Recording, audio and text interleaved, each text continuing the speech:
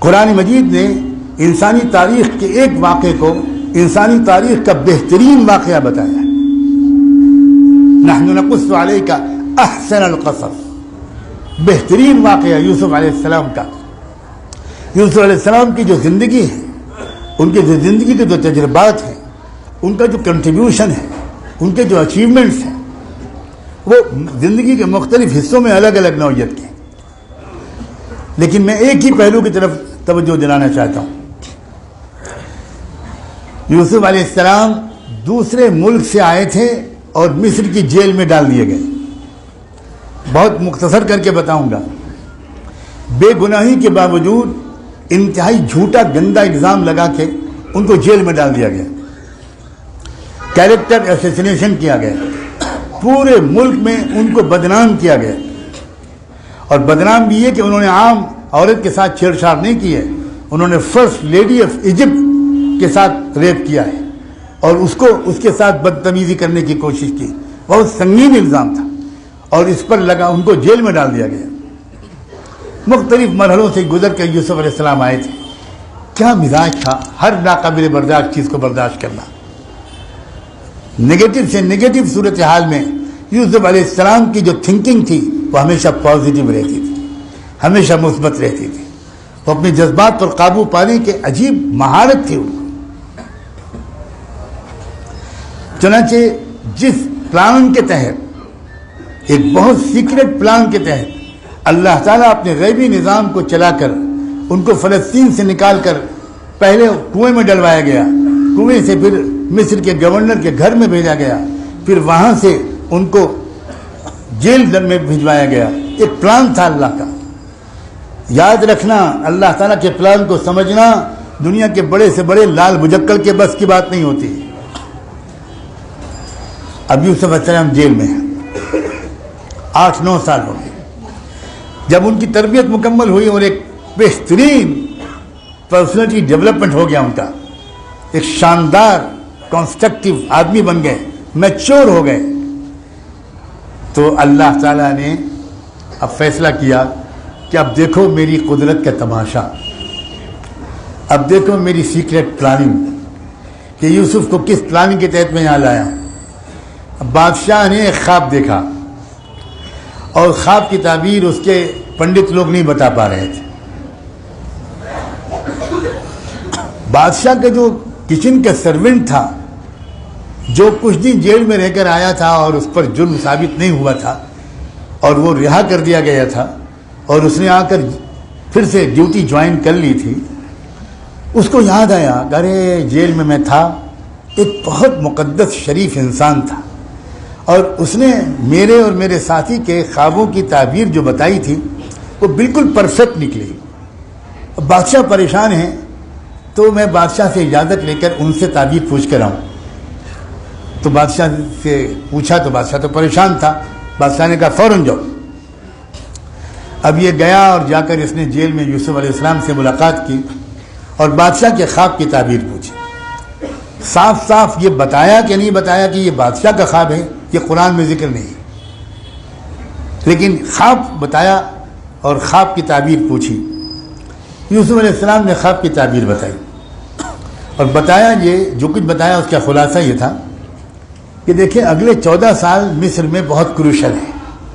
7 سال تو اچھی پیداوار ہوگی، اس کے اگلے 7 سال پیداوار نہیں ہو پائے گی. اس لیے میرا مشورہ ہے، خالی تعبیر نہیں بتائی، مشورہ یہ ہے کہ 7 سال کی جو کراپس ہیں، جو پروڈکشن ہے، جو غلے کی پیداوار ہے، اس کو اس طریقے کے ساتھ پروفیشنل انداز سے کنزیوم کیا جائے کہ یہ 7 سال کے بجائے 14 سال تک کام کرے.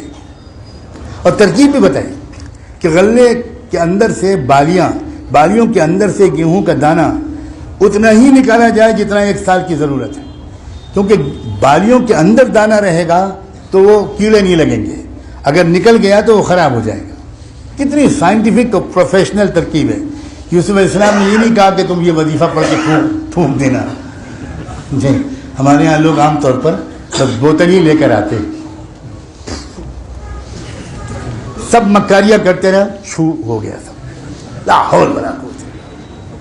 یہ ہمارے پڑوس کے پنڈتوں کا اثر آیا ہے.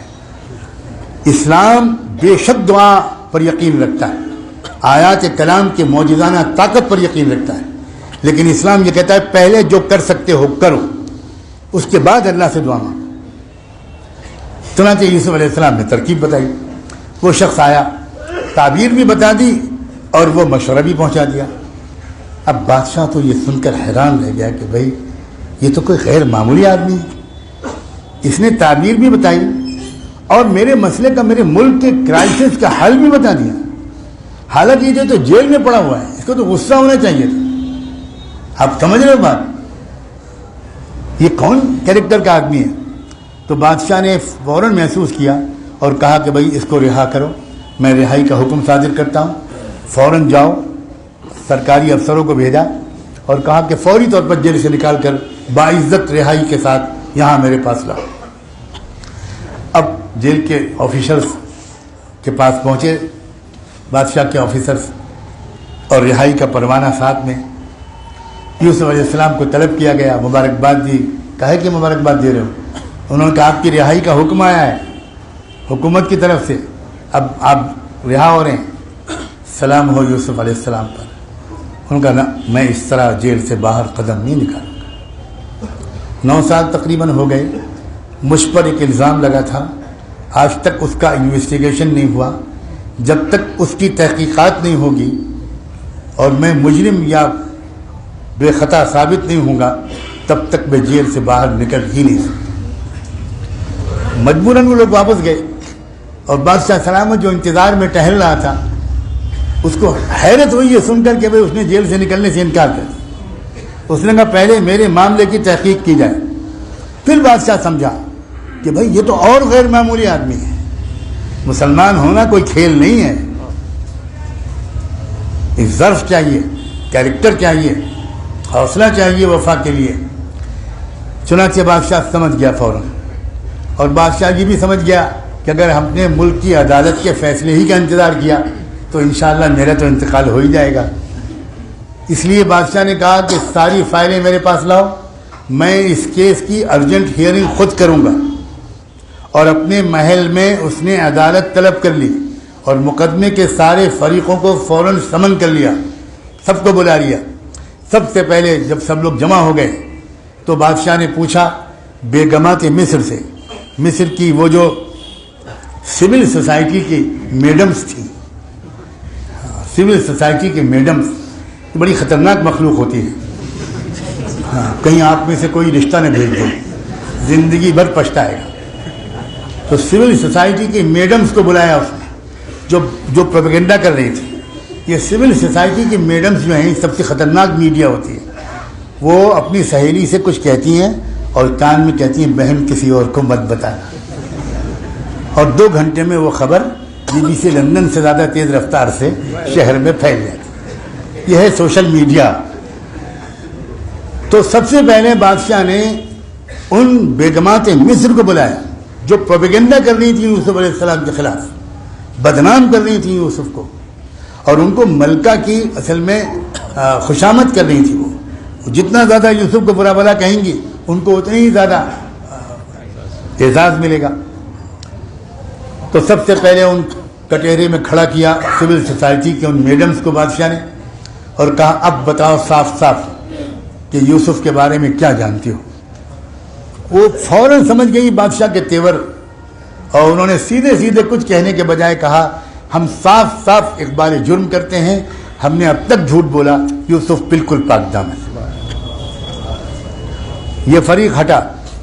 اب موقع ملا پرائم منسٹر کی بیوی کو، جس نے الزام لگایا تھا، جو عزیز مصر کی بیوی تھی جس نے سب سے پہلے الزام لگایا تھا، تو اس کو کھڑا کیا گیا اور بادشاہ نے پوچھا اب تم اپنا اسٹیٹمنٹ دو۔ تو اس نے صاف صاف کہا انا راودتہ عن نفسی، میں اقبال جرم کرتی ہوں، میں نے یوسف کو بہکانے پھسلانے کی کوشش کی مگر یوسف ہزاروں میل دور رہے، یہ بالکل پاک دامن انسان ہے، میں مجرم ہوں۔ ان کی بھی بیان ہو گیا۔ اب بچے تھے یوسف علیہ السلام، مقدمے کے 3 ہی فریق تھے، اب یوسف کو کھڑا کیا گیا، ان سے بیان لیا گیا، پوچھا گیا یوسف آپ کیا کہنا چاہتے ہو، کہو۔ سلام ہو یوسف پر کیا جواب دیا، کہا ذالک لیعلم انی لم اخنہ بالغیب وان اللہ لا یہدی کید الخائنین۔ بادشاہ سلامت، یہ جو میں نے اصرار کیا تھا کہ میں چاہتا ہوں کہ میرے جرم کی تحقیق ہو، میرے الزام کی تحقیق ہو، اس لیے میں نے یہ اصرار نہیں کیا تھا کہ یہ معزز خواتین شرمندہ ہوں۔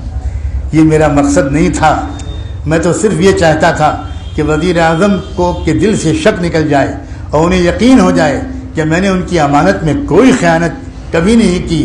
اور یہ بات بھی میں چاہتا تھا کہ سب کے سامنے آ جائے کہ سازشیں کرنے والے بالآخر ناکام ہوتے ہیں۔ وَأَنَّ اللَّهَ لَا يَهْدِي كَيْدَ الْخَائِنِينَ وَمَا أُبَرِّئُ نَفْسِي إِنَّ النَّفْسَ لَأَمَّارَةٌ بِالسُّوءِ۔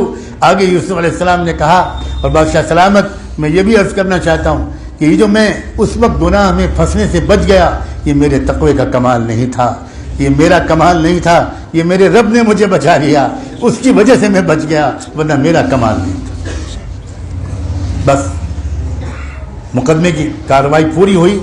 بادشاہ نے کہا کہ سزا کے مستحق وزیر اعظم کی بیوی تم بھی ہو اور اے بیگمات تم بھی ہو، لیکن یوسف کیا تم معاف کر دو گے؟ یوسف نے کہا میں دل سے معاف کر چکا ہوں، پھر آپ کے سامنے معاف کرتا ہوں، مجھے کسی کو سے بدلہ نہیں لینا، کسی کو شرمندہ نہیں کرنا۔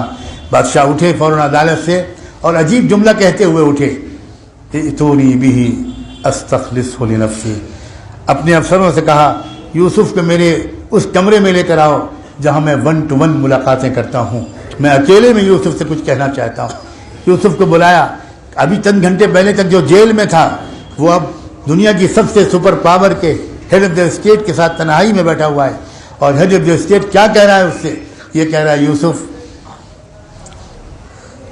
انک الیوم لدینا مکین امین، یوسف بس آج سے اس ملک کی پوری حکومت تمہارے حوالے ہے، اور میرا سب سے زیادہ بھروسہ یوسف آج سے تم پر ہے، میں کسی پر بھروسہ نہیں کرتا، میرے کیبنٹ کے لوگ، میرے آفیشلز، یہ سارے لوگ کرپٹ ہیں، یوسف تم ایماندار انسان ہو اور میں تم سب سے قریب ہو۔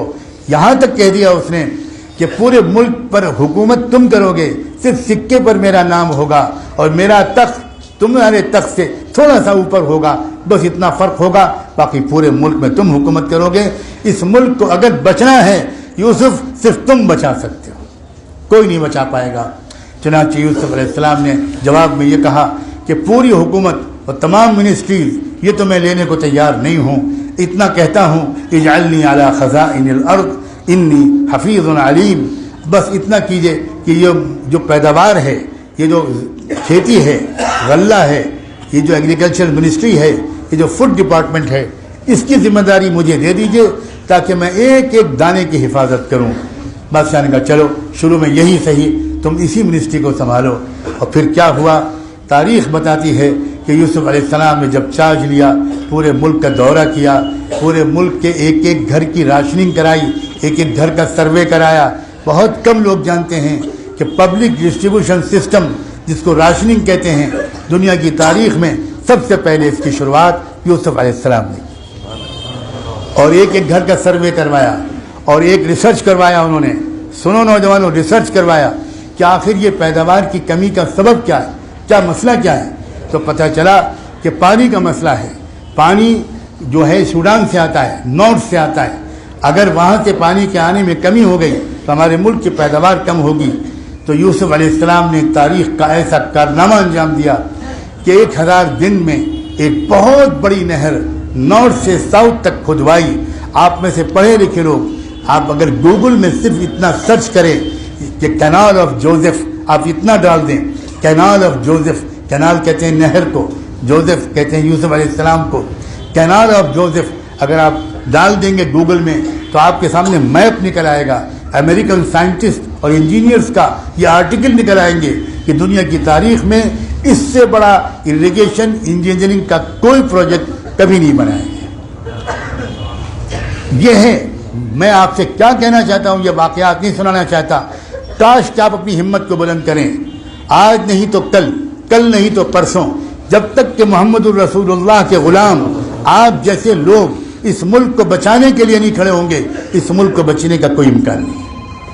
ہمارے دل میں بدلے کی کوئی بھاونا نہیں ہے، یہ ملک ہمارا بھی ہے، اس ملک کو بچانا، اس ملک کو بربادی سے بچانا، رسوائی سے بچانا، ڈراٹ سے بچانا، پانی کی کمی سے بچانا، سول وار سے بچانا، خانہ جنگی سے بچانا، بدامنی سے بچانا، اور کوئی نہیں کر سکتا. کسی کا دل اتنا بڑا نہیں ہے.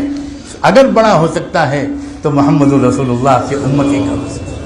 ویڈیو کے نیچے سبسکرائب کے بٹن پہ کلک کریں، بیل کے آئیکن پہ کلک کیجئے تاکہ ہر نئی ویڈیو کی نوٹیفیکیشن آپ کو مل جائے.